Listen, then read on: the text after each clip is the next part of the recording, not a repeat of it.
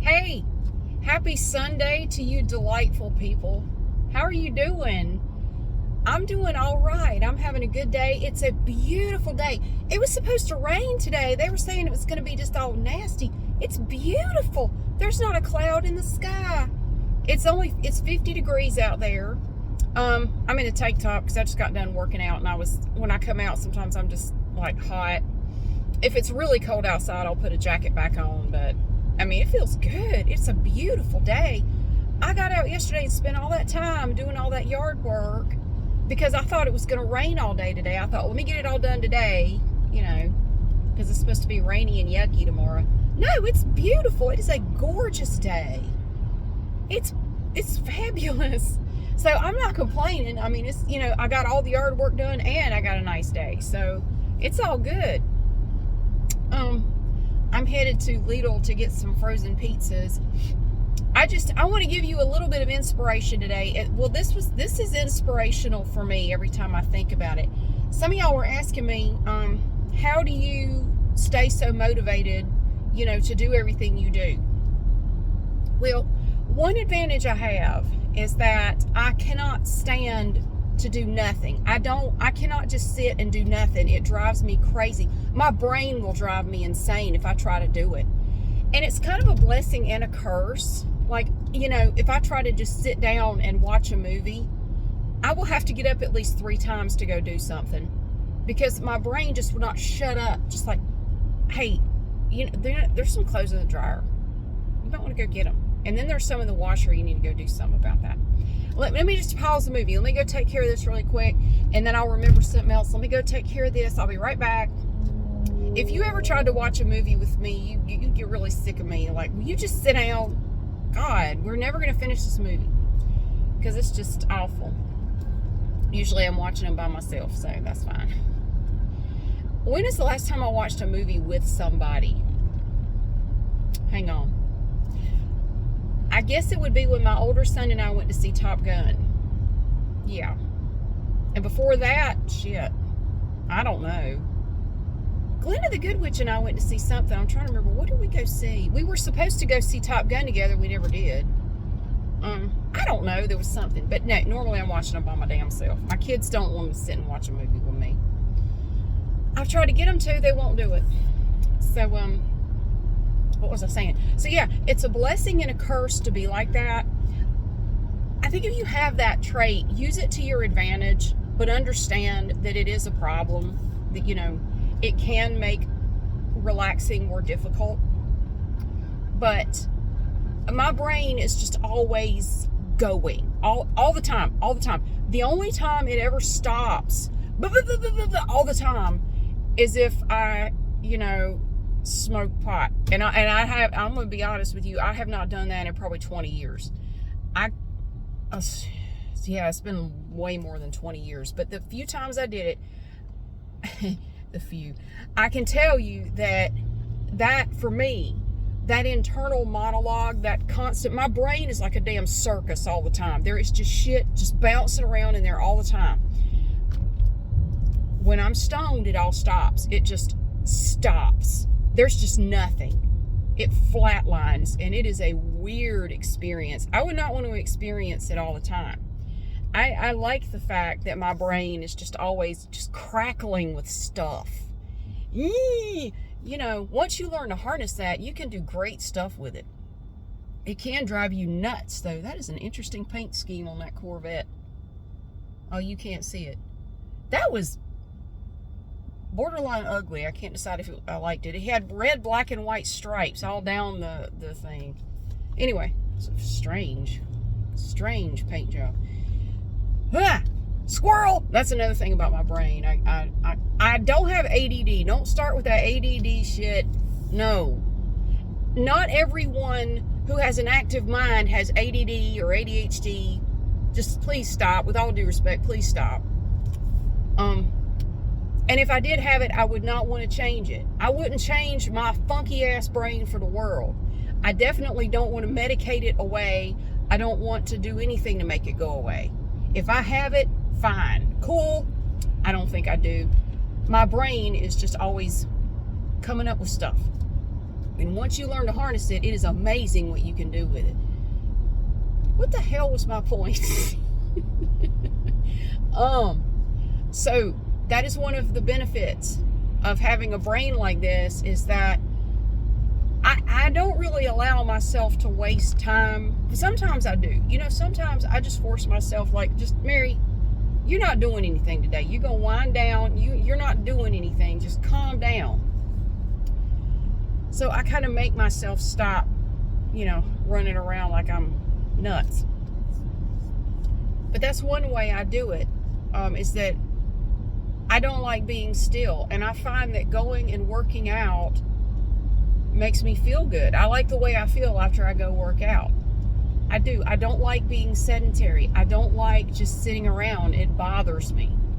I don't do well with it, Some people do. My mom and my mom and her dad could sit still for astonishing periods of time. My grandfather could just sit on his daybed in the living room all day watching TV. Just sit there all day. He would get up for lunch and he'd just go back in there, sit back down, stay in there all day like that. Man, I couldn't do it. I would go insane. No. And my mom, same way. She could sit at home and just do nothing all day, watch TV, read a book, not move a muscle all day, and be perfectly happy. I would go insane. I'm not wired that way. My dad is kind of like me too. He always has projects going on. He always has stuff he's working on. Somebody he wants to go see, something he wants to do. Yeah, and I think that's good. I think it's good to stay busy like that. I think it's good for you. He has a purpose. He has a reason to get up in the morning. We all need that. No matter whether you're, 20 or 82 like my dad. You need a reason to get up in the morning. So how do I stay motivated? Well, I like the way it makes me feel. I enjoy working out, so that's definitely a plus. I shouldn't say this, but I'm gonna say it. One of the motivators for me, I've been working out for forever. I used to work at a place with a lot of people who were like, most of the people who worked there were 10, 15 years older than me, or 20 years older than me. They were older, most of them. And they, for the most part, were very sedentary. They didn't work out. They didn't have the best diet, and they were just basically falling apart. I mean, they were all riddled with health problems, which is kind of a chicken and an egg thing. Are you more sedentary because you have health problems, or do you have health problems because you're more sedentary? I think it's a vicious cycle. I think, if you have health problems, it's harder to work out. And the more you neglect taking care of yourself, the more problems you have. And it just, it just kind of goes from there. But, I never said this to any of them because it would be really rude. But honestly, they were my motivation to go work out. I worked it out to where I would work through lunch one day. I would only take a half hour the second day. So I would take that extra hour and a half and spread it out for the 3 days I did go work out, so I'd have a little bit longer to go, get there, and work out and get back. And I did that, week in, week out for almost 20 years on this job. I worked there for 18 years, and I did that pretty much the entire time. There was a period of time in there when my younger son was little that I legitimately could not afford a gym membership, and I just worked out at home. I just did workout tapes at home because I couldn't afford a gym membership. But I would try to get people to go with me, like, come on, you can go with me. Oh, let me get through the holidays, or I've just got this going on and that, and I'll do it. I know I need to work out. I need to start working out. And no, none of them ever did. They never came with me. No. I tried really hard to get people to come, like, come on, we have the same lunch hour. We have the same time. You can come with me. You can try it out. You can come with me as a guest for a while if you want to try it, Oh, I know I need to do that, and I will. I'm gonna take you up on that. But let me just get through this, blah, blah, blah. Nah, none of them ever went with me. Nope. I tried really hard to get people to go, and they were always trying this diet, that diet, taking these diet pills, that diet pill, and like, there's no magic cure, there's no magic bullet for this. You know, it doesn't work that way. But seeing them, and I'm just being honest, I'm looking at these people, I'm thinking, when I'm 50, I don't want to be falling apart. And I understand there are health problems that you cannot avoid. I'm not judging anybody. I'm not attacking you personally. You know, I'm just saying, what's wrong with working out to try to take better care of yourself? When did that become something to attack people for? But yeah, I wanted to do everything I could to avoid having the problems that I saw these people having. You know, and some of them were young. They were like, you know, in their 40s and already, you know, got all these problems. Like, I don't want to end up like that. I really don't. I want to take care of my body so I can, you know, use it for longer. So, I want to take care of my meat suit so I'm not separated from it early. Anyway, I stay motivated because I like the way it makes me feel, and I have more energy. I can do more. I am stronger. It makes everything about my everyday life easier if I am in better shape. It just makes everything easier, and it motivates me to keep doing it because I can see the results of it. So I did finally get back to actually working out. And, you know, I did Kalinetics yesterday at home, and today was my first time going back to a class. I feel really good. I feel good. It was a good class. You can always make excuses to not do stuff. You can. It's easy. It's very easy to do. It is tempting. It's very alluring to be able to say, because I have plenty of excuses today to not work out. I've been dealing with a migraine since yesterday, and I'm still struggling with it. I have taken ibuprofen and my Excedrin migraine. I'm alternating the two. It's manageable, but it's still there. I had to modify my workout a little bit because this class has, we had to do some plank jacks, and those with a migraine are very challenging. So I modified those a little bit. I still did them, but I just did them a little differently to avoid the bouncing. I have a migraine. I'm getting over being sick. You know, my foot, I have plantar fasciitis in my foot. It's very painful. I still have that messed up left big toe that still bothers me a little bit. It's getting better though. I have plenty of excuses to not go work out. You know, I could say, well, I got stuff at home I got to do. I need to do this. I need to go do that. I can give you plenty of excuses for why I can't go work out today. But just remember, yes, it is alluring, and it is tempting to make excuses to not take care of your body. It's tempting. But those excuses are not going to make you healthier. Those excuses are not going to make you live longer. Those excuses are not going to help your body at all. They're not. They're tempting. They're appealing, but they don't help you ultimately. So, all right, you want a motivator? I wish you could have seen this. This gym I used to go to several years ago, there was a lady who went to this gym. Now, she was a big inspiration. She was a motivator for me. This lady used to go to my gym. She was blind. I mean, like white stick, sunglasses, blind. Can't see. This lady came to the gym on the city bus. She had to take the bus to the gym. Now imagine, this was at a Planet Fitness. Imagine going to a big ass gym and you can't see, like at all. She would come by herself. Nobody was with her. She was by herself. It was an older lady. She looked like she was probably in her 60s. And she would come in alone. She would come in. Now imagine having to get on the bus, go to the gym, go in there, find the locker room, put your stuff up, you know, and she would come in, change clothes. She had her stick. She would go around. She had the people who worked there show her where all the machines were, and she could remember. It is amazing what blind people can do.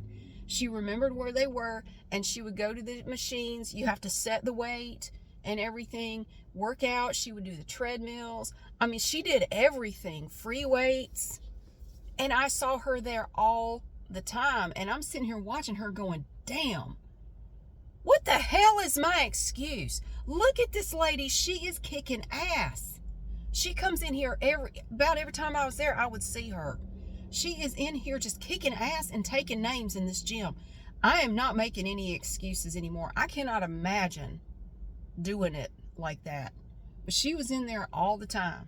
And she was such an inspiration to me. So, and I'm looking at it like, what is my excuse? I have no excuse. Shit, if she can get here, 3 days a week at least, because she was there pretty much every day I was there, and I was going 3 days a week to that gym. If she can make it here 3 days a week, I damn sure can. Absolutely. So that was a motivation for me. I just want to take better care of myself. I don't know. I don't want to be all old and broken down, And again, no judgment. I'm not saying anything, but you can't say shit anymore without somebody getting mad at you because they take it personally. I am not talking about anybody in particular. But if you have trouble organizing your time or managing your time, like you don't have enough time to do everything, and I mentioned this before, but I still think this is the best way to start. Keep track, make a diary, however you want to do it. I don't care. Excel sheet, do it on your phone, do it on a piece of paper, doesn't matter. Whatever works for you. In 15-minute increments, write down what you spend your time on every day. I'd say for at least 2 weeks. Do at least 2 weeks worth of, document how you're spending your time. What are you doing? And, do weekdays, weekends, do like 2 full weeks. I would do at least 2 full weeks to get a good picture of where is your time going. If you think you have no free time, you might be shocked to go back and look at that and see where your time is going. Like, I had no idea. And be honest. You got to be honest about it. How much time do you spend scrolling through your phone or watching TV or, just fiddle farting around? I mean, I do more of that than I should. I spend more time on my stupid phone than I should. I waste a lot of time on my phone. I know I do. I'm fully aware. I will freely admit that I piss away so much time on my phone. If somebody took my phone away from me, it'd be the best thing for me. I'd go through withdrawals, but what the hell? Oh, it's the Jesus van. There's a van over there. I've seen it around town, and they have all over. It's like one of those pedo vans, and it has like Jesus stuff all over it. It's like Jesus slogans and Bible verses, and they just drive around town. I don't know if they give you like free Jesus lollipops, or I'm not sure, but they drive it around town. Sorry, I'm random. Yeah. So that would be my first recommendation, is take the next 2 weeks. Hell, you could start today or tomorrow or whatever, and just document honestly where your time goes. And I did the same thing when I decided to try the Noom app for, what was it, 3 months, 4 months, I don't know. And where you have to honestly document the number of the stuff you eat and drink every day, and be honest. And once I did that, I figured out very quickly that I was consuming about 300 to 400 calories a day more than I realized I was. And you'd be surprised how fast you can do that. It's not hard.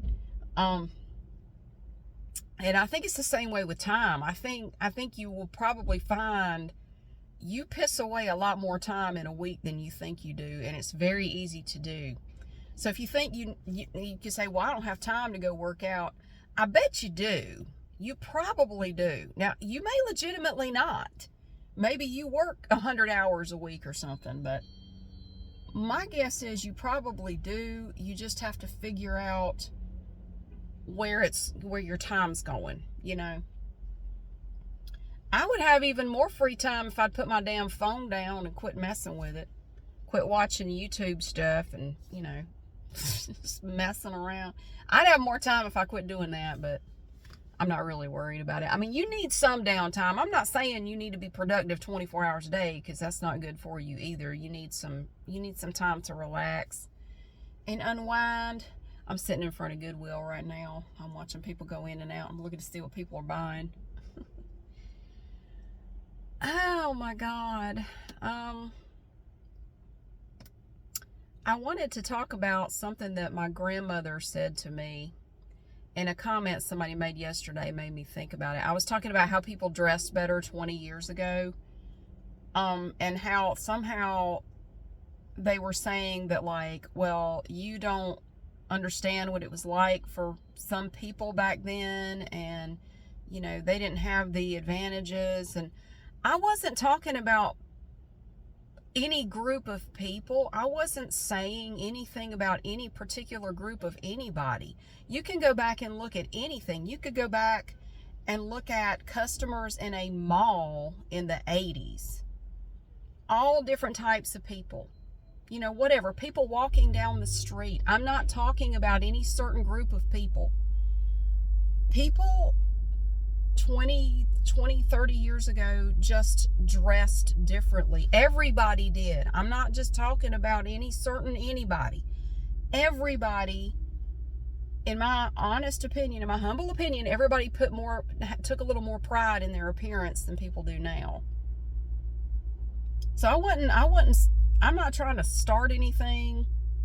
The internet, you know what the internet reminds me of? It reminds me of, do you have that? I have a relative, and I don't know if everybody has this relative or not, or just somebody in your life. You just want to talk to them, and they take everything personally. That you can't just have a conversation with them without them going, "What's that supposed to mean? What are you saying?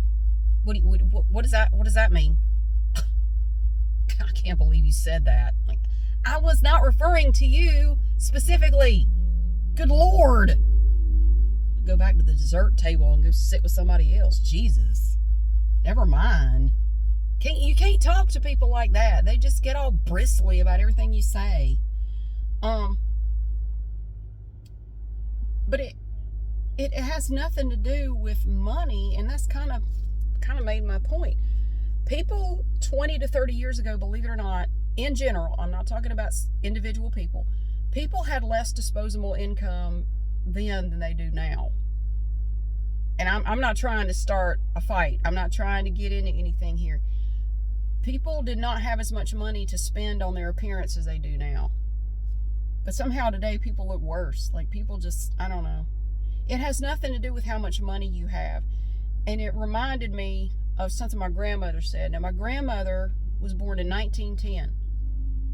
She was in her late teens when the Depression hit. She lived through the Depression. She and my grandfather got married. When did they get married? Oh, shoot. They got married in like 1930, early 30s. They got married in the early 30s, I think. Maybe late 20s.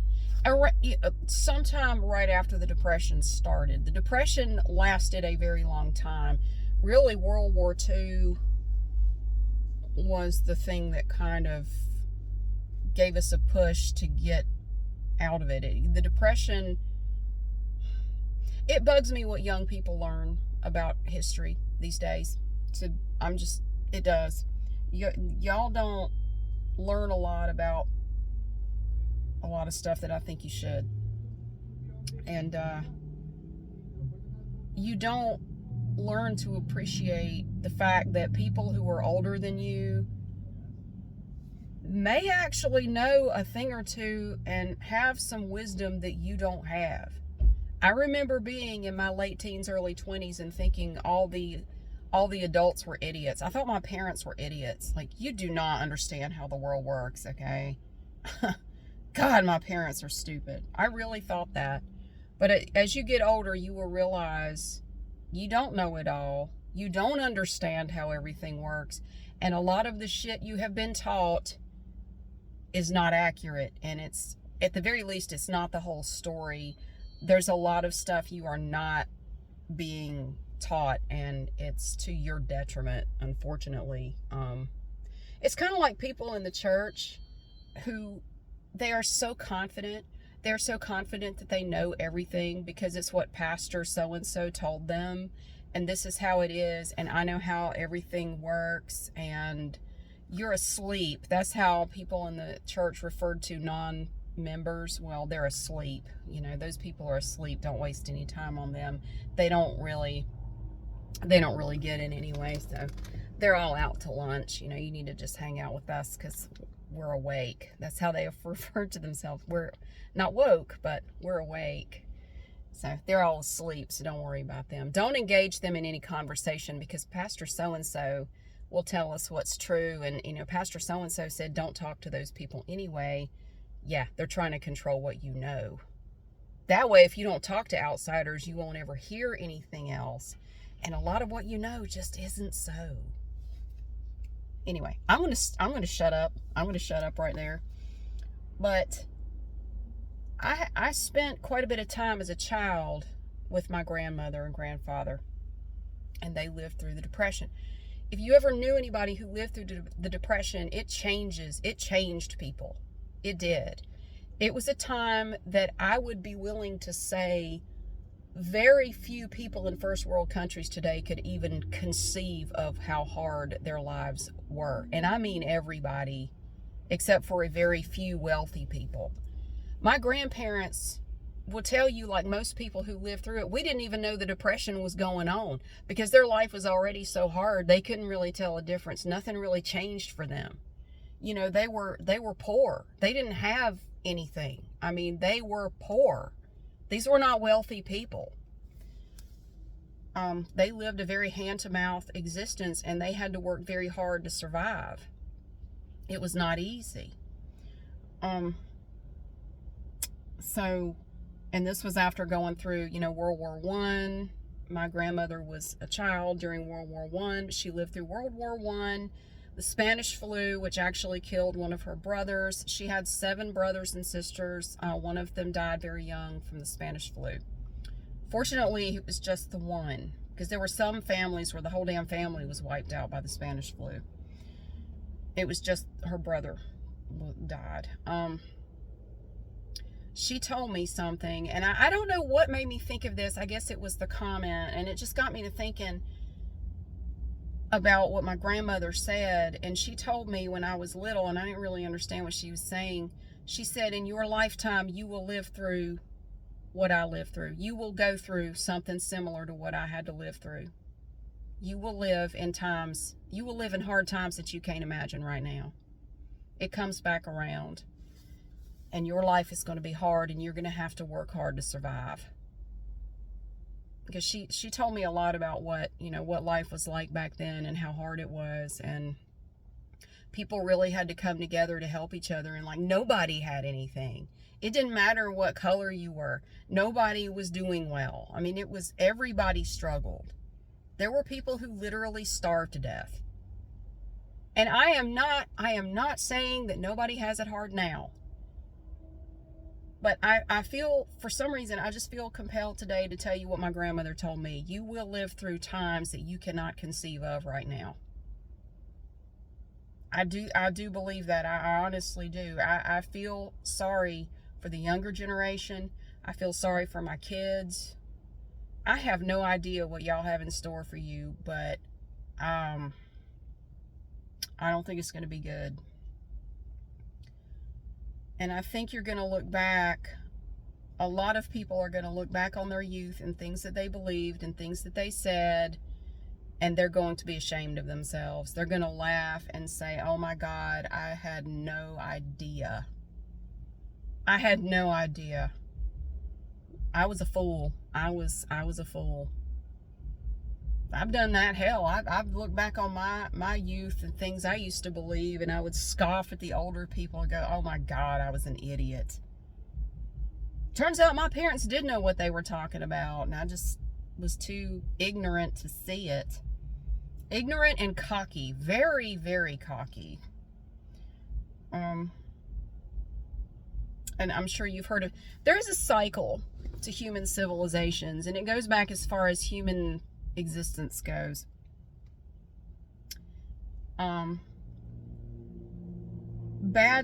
bad times, and I'm sure a lot of you have heard this, bad times produce strong men or strong people. Strong people make good times. Good times make weak people. Weak people make bad times. And guess where we are in that cycle right now? Just guess. Do you think we're in the strong people time? Or do you think we're in the weak people time? I think, I don't think we're immune to the cycles that humans have been subjected to forever. I do think we are headed into a downturn, the likes of which basically nobody can appreciate. What's that going to look like? I don't know. I don't know. And it's just my feeling. I'm not trying to be a Debbie Downer, but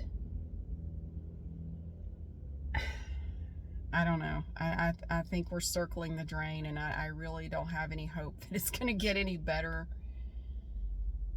And it makes me sad because I realize, young people today will not know the world that my generation knew, or the boomers or whoever. But we're going to know. I think young people today in their lifetime will know the world that my grandmother and grandfather had to live in. I think they're going to go back there. And I got my fingers crossed for y'all.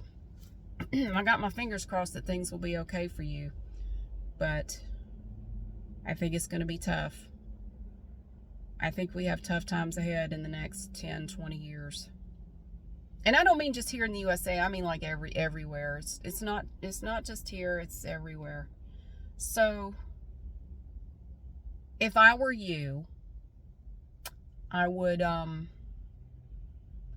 first of all, don't think you know everything, because you don't. Not everything you were taught is entirely accurate. I would read The Grapes of Wrath if you've never read that book before.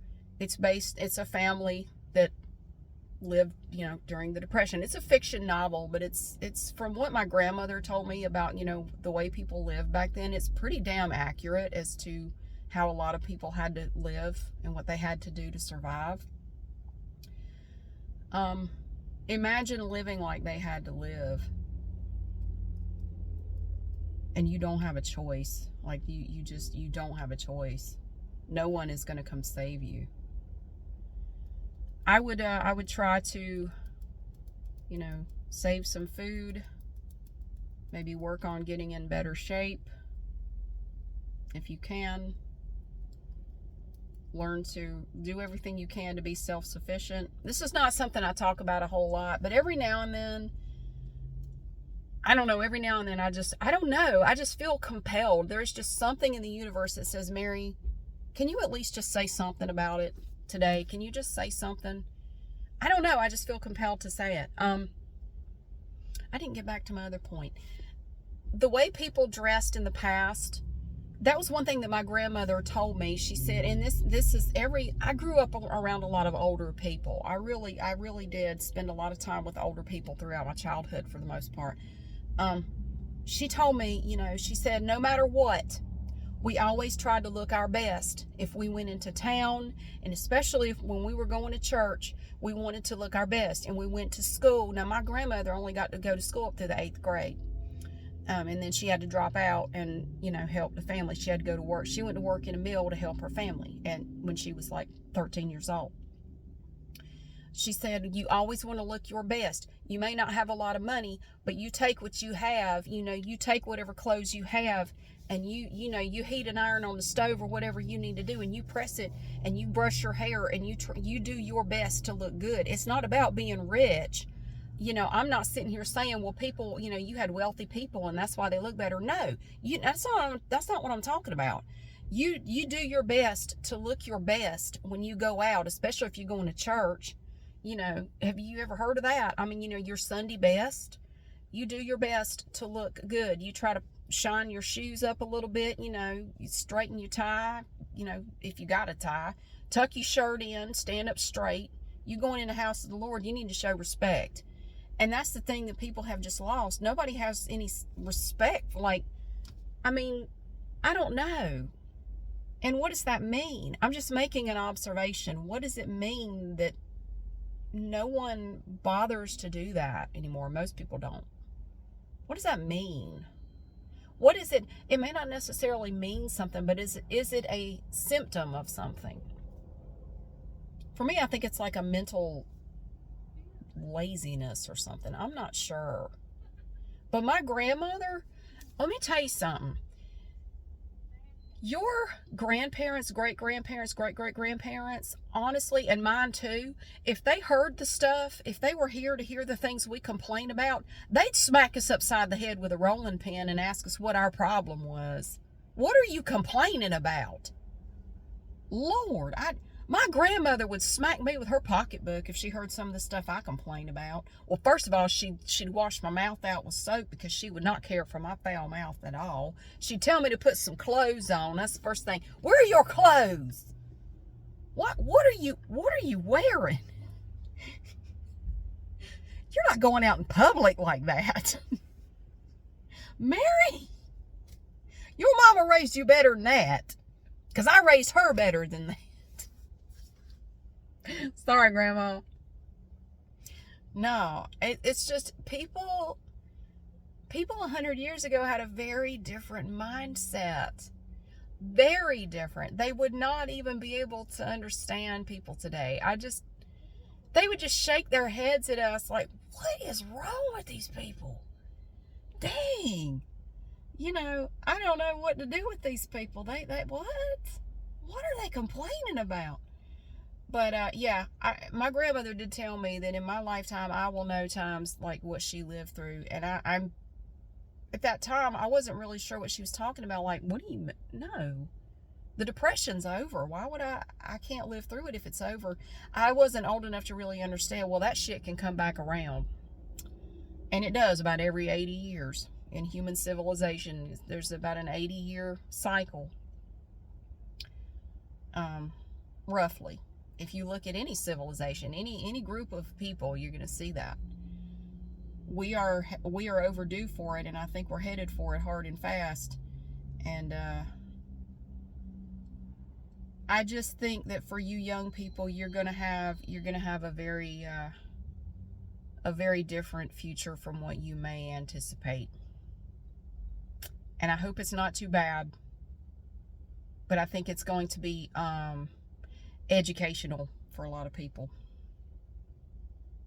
So I'm not trying to be depressing. I was thinking about my grandmother today, and I was just thinking about, if my grandmother, or her mother, if my great-grandmother saw how people dress, just go in like a regular supermarket, she'd pass out. She would just, what?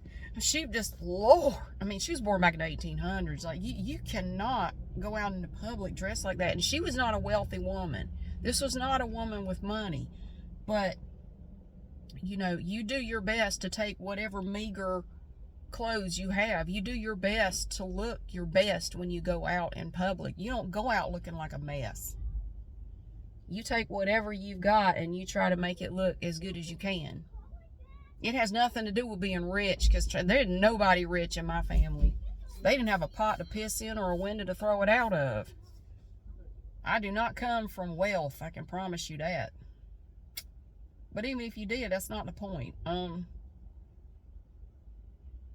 don't know. I'm all over the place today, but I don't know why. I've just been thinking about my grandmother today, and I just wanted to talk about her a little bit. And I'll tell you the story. I've mentioned this before. My grandmother, all right, my grandmother and my great-grandmother, they had a little bit of land, and they had they did a little bit of farming. They were like subsistence farmers. Have you ever heard of subsistence farming?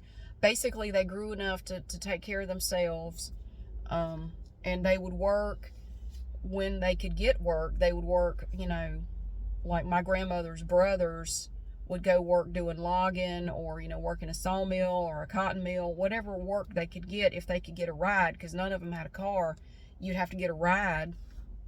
And my mother, when she was young, used to work with a group that went around and picked up young people to go down and pick peaches in the peach orchards like 30 miles away. She would do that every day in this all summer, and she would work in the pack house packing peaches in there in 100-degree heat, no air, no nothing.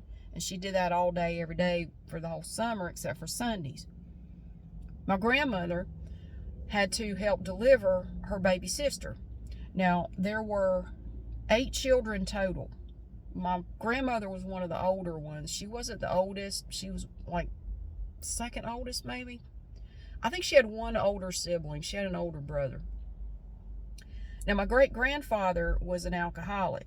He was not around much. He had a bad drinking problem, and he basically would come home long enough to impregnate my great-grandmother again, and he'd go off, drinking and be gone for weeks, And finally, she got sick of it, and she just told him, you don't come back here until you are sober, and you're going to stay that way. I don't want you here anymore. You just come in here. You don't make our lives any better. You make everything harder. Just don't come back till you're sober. And he was gone for about 3 months. He went off and lived with a bootlegger down in the woods. Now, this was back during Prohibition. You weren't supposed to have alcohol, and he lived with a bootlegger down there. And he lived down there for about 3 years. But he finally sobered up, got sober, and my great-grandmother let him come back home. But it took him about 3 years. And I don't think he ever drank again, not that I know of. He stayed sober and stayed with her and all their children. They had eight or 9 kids. It might have been 9. I don't know. No twins. These were like single births. My grandmother was when she was 10 years old, so this would have been about 1920. My great-grandmother went into labor. She was out in the garden, went into labor. My grandmother got her into the house, and she was in the kitchen. I don't know, laid her out on the floor in the kitchen. They had a little, just a shack, nothing. They didn't have a big, nice house or anything. They had a shack that my great-grandfather built. And, she was in labor. One of the other siblings had to go get the doctor. Now, there were no phones. Nobody had phones. They didn't have a car. They had no way to get into town. He had to go find somebody to help him get to town to get the doctor. Now, my great-grandmother's labor was progressing so fast that my grandmother had to deliver her baby sister right there on the kitchen floor. 10 years old. Delivered her baby sister, and then my great-grandmother told her to go out, kill a chicken. The doctor's coming. Go out there. You need to fix lunch. I can't do it. You're going to need to make something for the doctor to eat when he gets here, because they didn't have any money, and that's how you would pay him. Like, you would fix him lunch and maybe give him a chicken or 2. They didn't have any money. They couldn't pay him. But she said, the doctor's coming. Your brother went to get him, and he's not here yet. But you go on out there. You get a chicken. My grandmother had to go out there and kill a chicken. Pluck it, boil it, cook it, and make a meal for them. Then when the doctor got there, the doctor got to check the baby out and everything. And my great grandmother and my grandmother served him lunch. 10-year-old girl could do all that, and what I'm saying is, the young people today, now my grandmother was saying to me when I was probably 10 when she was telling me this story. She said, you will know times like that in your life. They will come back around. You will live through times like that in your lifetime. Young people today, you may have to live in times like that. It's very possible that you may have to live that way. And it's not going to be easy, and you're not going to have anybody to really help you. I mean, I hope not. I hope I'm wrong. Maybe things will just motor along and get better somehow, and we'll all just, we'll be eating rainbow stew with a silver spoon underneath the sky blue. Maybe. But weak men make hard times. Weak people make hard times. And, I think we're headed there faster than most people realize. So, oh my gosh. This man has 2 little red-headed boys. I have 2 little red-headed boys. That's so cute. Sorry. I miss my kids being little. These 2 little boys getting in this van over here. I have 2 red-headed boys too. Sorry. But I really feel for my kids. These kids I don't even know. My kids, you, young people.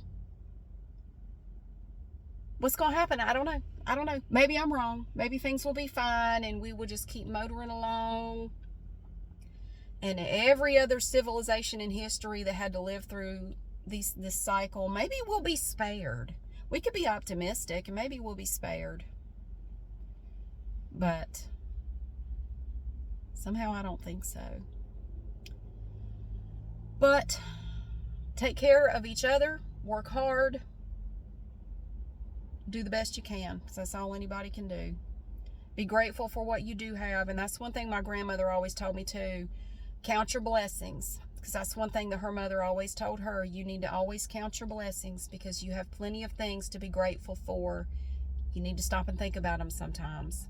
Be grateful for what you have. Don't, just sitting around crying about what you don't have. So, I don't know. This video is all over the place. I apologize. Cheerful and upbeat ending. I was talking to Glenda the Good Witch earlier. We were texting back and forth, and he's up in the mountains today, and it's snowing up there, and he said it's beautiful. He sent me these pretty pictures of the snow up there. Oh, it's gorgeous. It's just beautiful. And the weather here today is fantastic. Thanksgiving is coming. We don't really do anything for Thanksgiving, though. I don't know that we're going to do anything for Thanksgiving. Probably not. We didn't do anything last year. We probably won't do anything this year. I don't know. I don't know. I will. If my boys want to do something, if they want to cook a meal or go somewhere, we will. But normally they just don't want to. So it's not a big thing in my family to get together for stuff like that. We just don't. I mean, I don't know. We just don't do that. I know a lot of families do, and it's like a big deal, but my family doesn't really do that. So, anyway, I'm sorry for this ridiculous video, but I don't know. Every now and then, I just feel compelled to say stuff like this. I don't know what it is, but when my gut instinct tells me to talk about something like this, I do, because I listen to that. I don't really know why I feel compelled to say it, but I do, so I wanted to say it. Just remember, young people, and this applies to every generation. Every generation goes through this. Not everything you know is accurate. And people who are older than you are not stupid. They're not misguided. They may actually have a little bit of wisdom and a better understanding of things than you realize. So it might pay to humble yourself enough to listen to them every now and then. Don't just roll your eyes and go, oh, God, of course you think that. Oh, dear. Oh, my goodness. Stupid old person. You don't know how things really are. They may have a better idea than you think, and they damn well may have a better idea than you. But hopefully, the future will be awesome, and everything I said will not come to pass, and we'll all be fine. Yeah, but you can't just stick your head in the sand and ignore it. And don't get mad at me for talking about it because you want to stick your head in the sand and ignore it. You're not going to be able to do that forever. No. Okay, I'm going to shut up now. Happy Sunday, and I hope you have a great day, and I'll see you again soon.